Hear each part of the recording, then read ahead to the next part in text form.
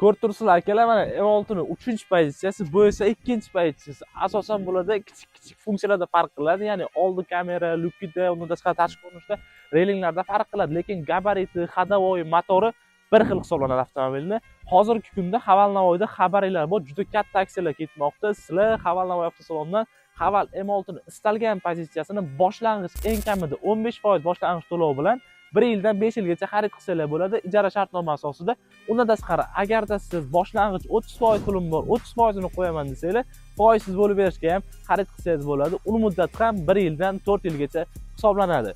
Ko'rib turganinglarda avtomobilda radiator panjarasining hajmi juda katta. Buni nima foydasi bor deysizlarmi? Bu o'sha mashinalardagi havo almashishini, motorga yetkazib berishini to'liq konsentratsiya qiladi. Ya'ni mashina tez qizib ketmaydi, motor ishlashiga osonroq va katta nag'izga tushmaydi. Bu uchala pozitsiyasida ham bir xil bo'ladi.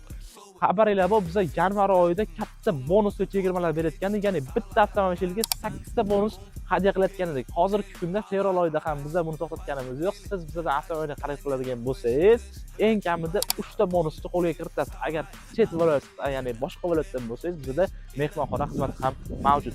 Quyidagi raqamlar orqali sotuv bo'limi bilan aloqaga chiqishingiz mumkin. Barchangizni Haval Navoiy avtosalonida kutib qolamiz. JWM, go with more.